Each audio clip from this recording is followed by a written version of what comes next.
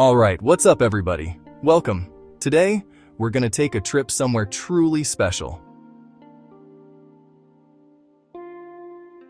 We're diving deep down under the waves. Forget everything you think you know about the ocean for a minute.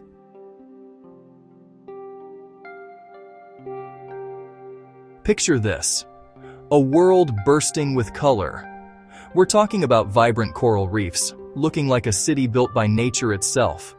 You've got these massive structures of pink, purple, and bright orange coral reaching up towards the sunlight that filters down through the water. It's a bustling neighborhood down here.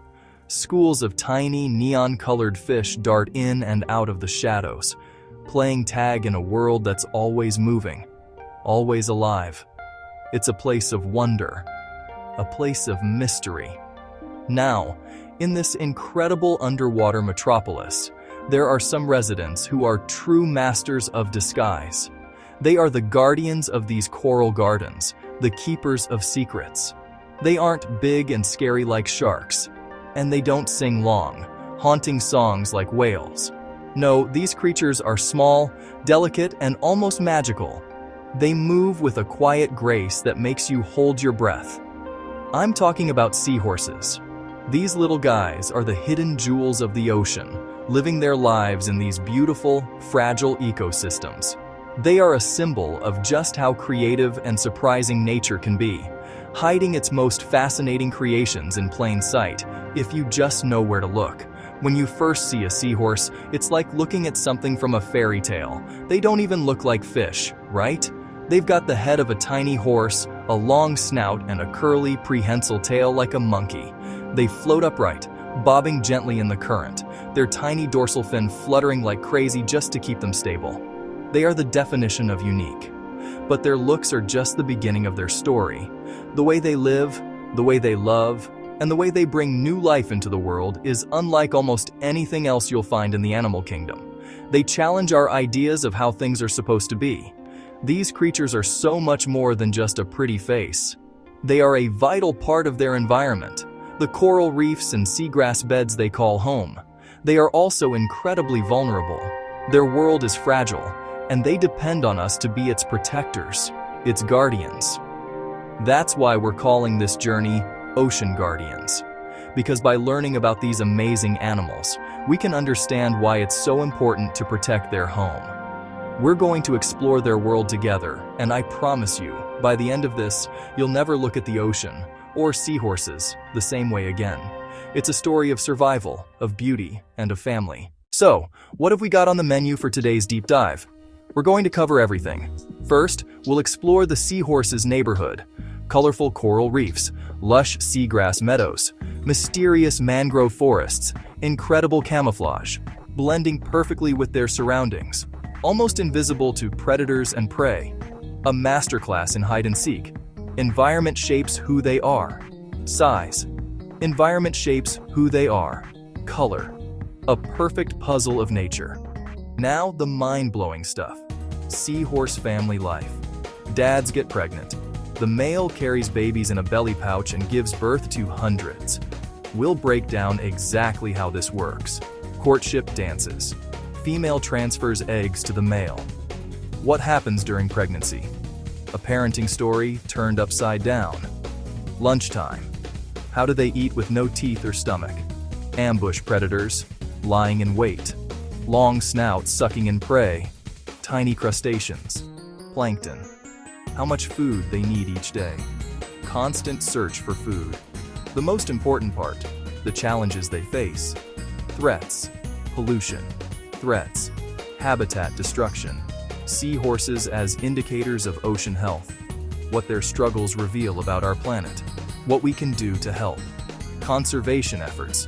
Simple actions people can take to protect the ocean. Stick with me. It's going to be an incredible journey. Let's dive in. Alright, let's talk real estate. Where do these little ocean jewels actually live? You won't find seahorses out in the big, wide, open ocean. Nah, that's not their style. They're homebodies. They stick to the shallow coastal waters where life is a little more chill. Think of it like they prefer the cozy suburbs over the chaotic open sea. Their ideal neighborhoods are places with lots of things to hold on to and hide behind. They need structure. They need shelter. You'll find them hanging out in lush seagrass beds, which are like underwater meadows swaying gently with the current. This is prime seahorse territory. Another favorite spot is a mangrove forest.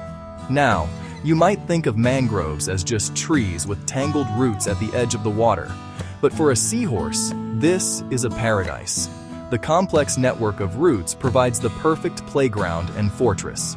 It's a safe place to hide from bigger fish who might be looking for a snack. The water here is often calm and full of tiny food particles, making it a 5-star resort for a seahorse. They can wrap their tails around a root and just chill, watching the world go by. It's a protected, peaceful place to raise a family. And of course, we have to talk about the coral reefs. This is the big city, the vibrant, bustling metropolis we talked about earlier. For a seahorse, a coral reef is an endless maze of hiding spots. The branching corals, the soft sea fans, and all the colorful sponges create a perfect backdrop for them. They can blend in so well here, becoming just another piece of the incredible scenery. The reef provides not only shelter from predators, but also a constant buffet of tiny critters that live among the coral. It's a tough neighborhood to navigate, but for a seahorse, it's home sweet home. So, whether it's a quiet seagrass meadow, a tangled mangrove forest, or a busy coral reef, seahorses are all about that sheltered life. They need these complex environments to survive. They aren't strong swimmers, so they can't escape predators in a high-speed chase. Their whole strategy is based on staying put, holding on tight, and blending in. Their habitat isn't just a place they live. It's their shield, their pantry, and their nursery all in one.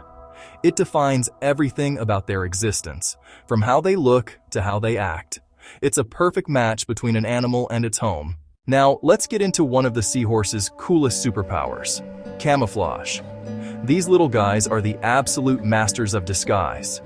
They can change their color and even grow little skin filaments to match their surroundings perfectly. Think about that for a second. It's like having a closet full of outfits for every occasion, but your outfits are part of your skin. If a seahorse is living in a field of yellow seagrass, it can turn a brilliant shade of yellow to match. If it moves to an area with reddish-brown seaweed, it can slowly shift its color to blend in there too. This isn't a quick change like a chameleon though. It can take days or even weeks for a seahorse to fully adapt its color to a new environment. It's a slow, deliberate process. They are assessing their surroundings and making gradual adjustments to become invisible. This ability is crucial for their survival. It's their primary defense against predators like crabs, rays, and bigger fish. If a predator can't see you, it can't eat you. It's the ultimate game of hide and seek.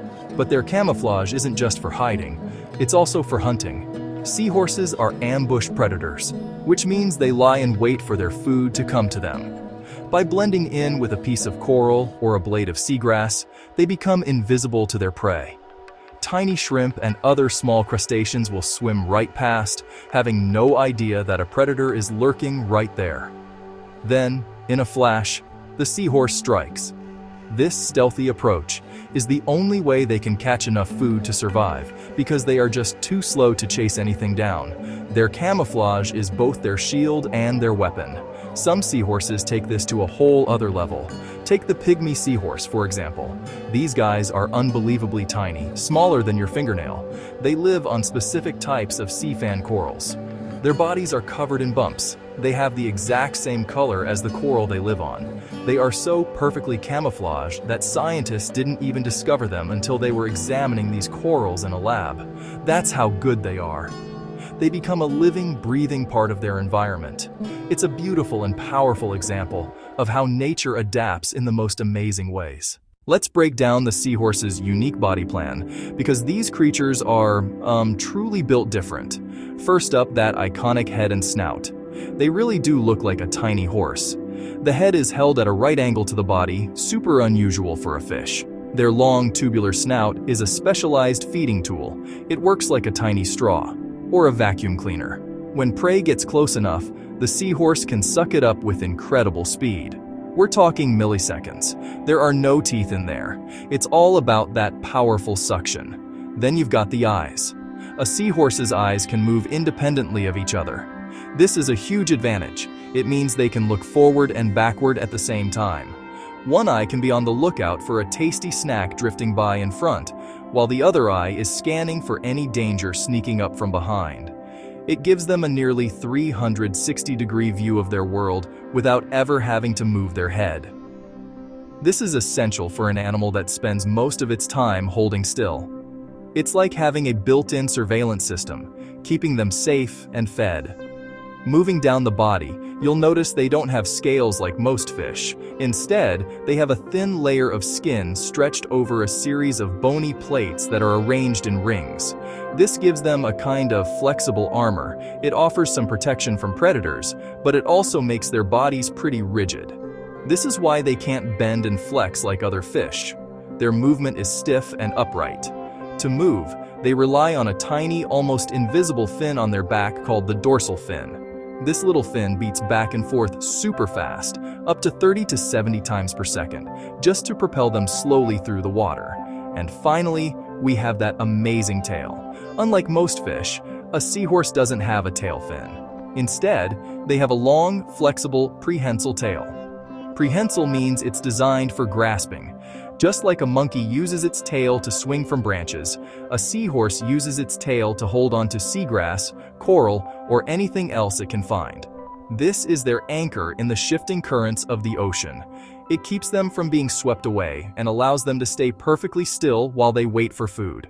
This curly tail is one of their most defining features, a perfect tool for their stationary lifestyle. When you picture a seahorse, what color do you see? Maybe yellow or orange. Seahorses actually come in a whole rainbow of colors. They can change color to camouflage themselves, so their appearance is incredibly variable. A single seahorse might be brown one week, then bright yellow the next, depending on its surroundings. Different species have unique characteristics. Over 40 known species, each with its own flair. A diverse family adapted to different ocean corners. Lined seahorse. Found along the Atlantic coast from North to South America. Fine white pinstripe patterns on head and neck. Base color, gray, brown, yellow, or red. Common but individual patterns vary. They hang out in seagrass beds, around jetties, and on piers. Some species are built for extra defense. Spiny seahorse, Indo-Pacific. Body covered in sharp, thorny spines. Spines make them unappealing to predators. It's like trying to swallow a pincushion. Often bright yellow or red, their spiky profile blends with spiny corals and seaweeds. Their appearance reflects neighborhood dangers. Leafy sea dragon. Off Australia. Long leaf-like appendages that mimic floating seaweed. So perfectly matched, they're almost impossible to spot. Not a seahorse, but same family. From simple color changes to elaborate costumes, this family is all about blending in. Now let's talk about seahorse love, because their relationships are just as unique as their appearance. Many seahorse species are known to form long-term pair bonds. Some are even monogamous for an entire breeding season, or in some cases, for several years. This is incredibly rare in the fish world. Each morning, the bonded pair engages in a beautiful courtship ritual. The female will swim over to the male's small territory. They will perform a delicate dance together. It's a daily greeting that reinforces the bond between them. A little moment of connection before they go about their separate days of feeding. This daily dance is a truly magical display. The pair will swim together, their bodies close. They often change colors to become brighter and more vibrant. They might mirror each other's movements, twirling around a piece of seagrass or coral. Sometimes they will even link their tails and float together in the current, like they're holding hands. This dance can last for several minutes or even longer. It's a quiet, intimate ritual that strengthens their partnership. It synchronizes their reproductive cycles, ensuring they are both ready to mate at the same time. It's a beautiful, gentle expression of their connection. When it's time to mate, this dance becomes more elaborate. The courtship can go on for hours, sometimes even days. The male will pump water through his brood pouch, showing the female that it's empty and ready to receive her eggs. They will dance and twirl, rising up through the water column together. The female will use this time to assess the male's fitness. Is he a good dancer? Is his pouch large and healthy? She is choosing the partner who will carry her precious eggs, so she has to be sure he is up to the task. It's a serious decision, and the elaborate dance is his chance to prove his worth. This strong pair bond is crucial for their reproductive success. Because the male is responsible for carrying the young, the female is free to produce another batch of eggs much sooner than she would if she had to carry them herself. By staying with one partner, they can produce more broods of offspring throughout the breeding season. It's a highly efficient system. Once the eggs are safely inside, the male's brood pouch becomes a high-tech nursery. It's so much more than a simple bag. He delivers oxygen. He removes waste, carbon dioxide. He's literally breathing for them. It's a body-controlled life support system. The male regulates salinity.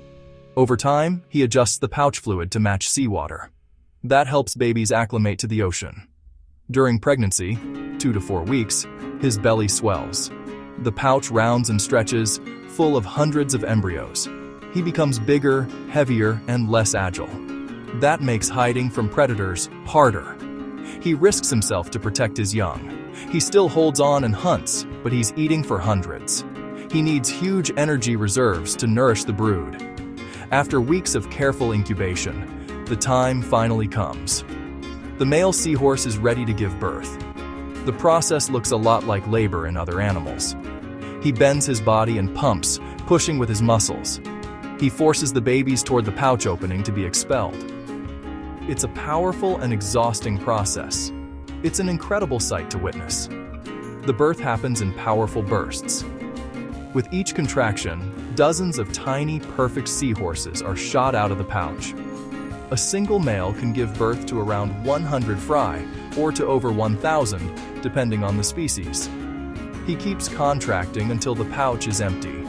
It's a physically demanding ordeal that leaves him exhausted, but his job is done.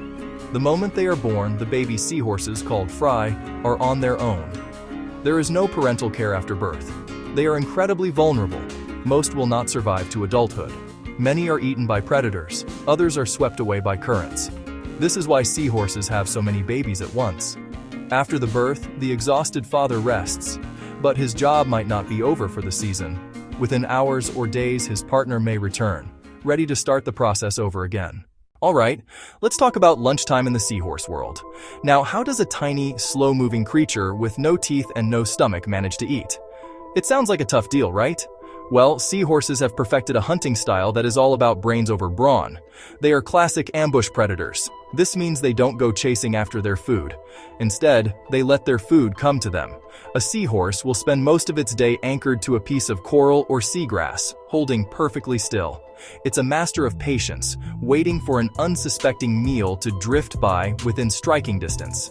This is a game of waiting, and the seahorse is a champion. Their whole body is built for this strategy. Their incredible camouflage, which we talked about earlier, is their #1 hunting tool.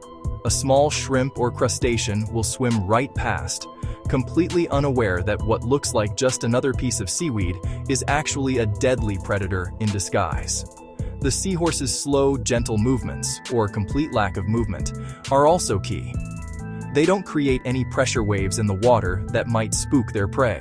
They are silent, invisible hunters, hiding in plain sight. This ambush strategy is essential because seahorses are terrible swimmers. They simply don't have the speed or agility to chase down even the smallest, slowest moving prey. Their entire survival depends on their ability to get incredibly close to their food without being detected. This is why their choice of habitat is so important. The seahorse's hunting technique is a perfect example of energy conservation.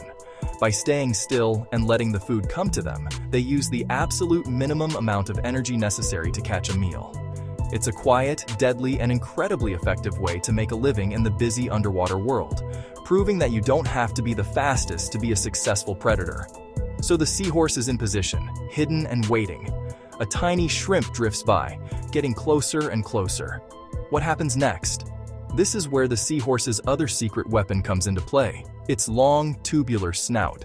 This snout is a highly specialized feeding apparatus like a powerful vacuum cleaner. When a prey item comes within range, the seahorse strikes with lightning speed. A move called a pivot feed. The whole thing is over in milliseconds. The suction is incredibly powerful. It's created by rapidly expanding the buccal cavity. That sudden expansion creates strong negative pressure, and water plus the prey rush in to fill the vacuum. The prey has no time to react or escape. One moment it's drifting, the next it's gone. Pivot feeding gives surprising range. Anchored in place, they can tilt their head to strike from different angles, extending their hunting zone without moving their body. The precision is astounding.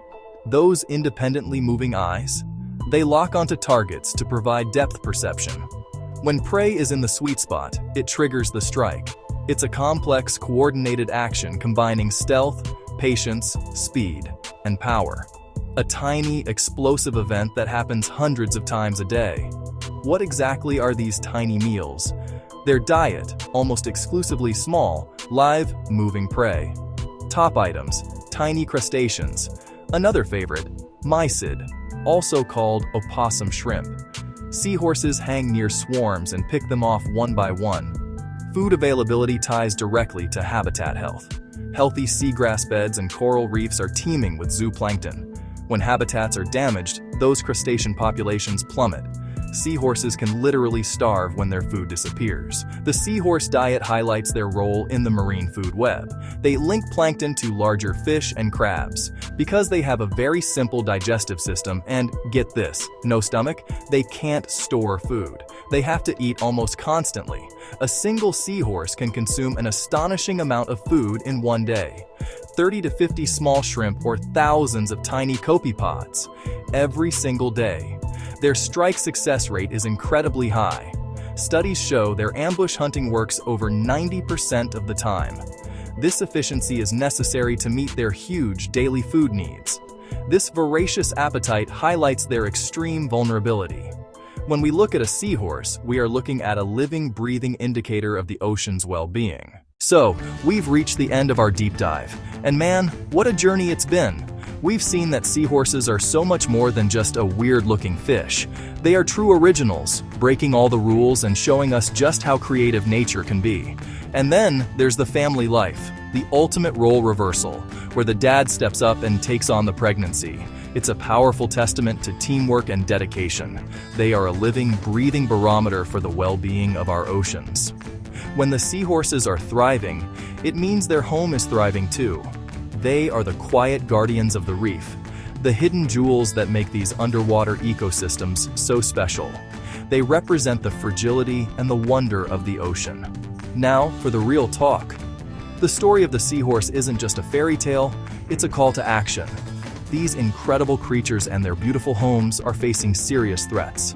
Pollution from our cities and farms runs into the ocean, poisoning the water. Destructive fishing practices like bottom trawling can wipe out entire seahorse habitats instantly, leaving them with nowhere to live and nothing to eat. They are at the mercy of our actions. The good news, it's not too late. We can all become ocean guardians. First, protect their homes. Support creating and expanding marine protected areas. Reduce your impact. Cut single-use plastics. Make sure waste doesn't end up in the ocean. Be responsible consumers. Don't buy dried seahorses for medicine. Don't support the live aquarium trade. Education is our superpower. Learn about these animals. Share what you've learned with friends and family. Build an army of ocean advocates. That's our mission. Be the guardians they need. Protect their world for future generations. A world of wonder, of dedication, of surprising strength. Now it's our turn to show we care. It's our turn to be the heroes of their story. Thanks so much for watching. I wish you good health.